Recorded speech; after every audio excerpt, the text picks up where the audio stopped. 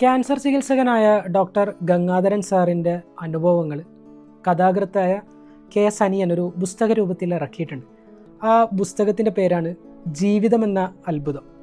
എത്ര പേര് ഈ പുസ്തകം വായിച്ചിട്ടുണ്ട് എന്ന് എനിക്കറിയില്ല. വായിച്ചിട്ടില്ലെങ്കിൽ ജീവിതത്തിൽ വായിക്കേണ്ട ഒരു പുസ്തകമാണിത്. എനിക്ക് തോന്നുന്നു ഞാൻ വായിച്ച പുസ്തകങ്ങളിൽ വായിച്ചു തീർക്കാൻ ഞാൻ ഒരുപാട് കഷ്ടപ്പെട്ടൊരു പുസ്തകമാണ്. അത് ഇതിലെ ഭാഷയുടെ കട്ടി കൊണ്ടൊന്നുമല്ല, മനുഷ്യന്മാരുടെ ജീവിതാനുഭവങ്ങളുടെ തീവ്രത കൊണ്ടാണ്.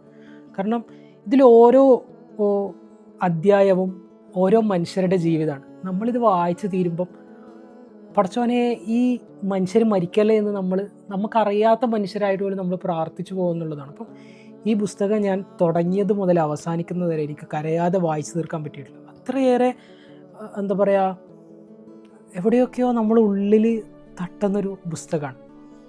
എനിക്കൊന്ന് ഇതിൽ ആദ്യത്തെ അധ്യായം, അന്നത് വായിച്ചു തീർക്കാൻ ഞാൻ ഒരുപാട് കഷ്ടപ്പെട്ടു. ഇതിൽ ആദ്യത്തെ അധ്യായം തന്നെ ക്യാൻസർ ബാധിച്ചൊരു കുട്ടിയെക്കുറിച്ചാണ്.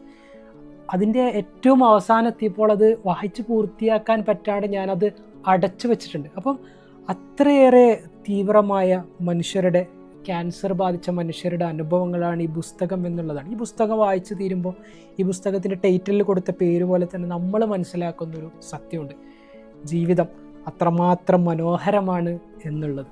അപ്പോൾ പറ്റുമെങ്കിൽ ഈ പുസ്തകം വാങ്ങി വായിക്കണം.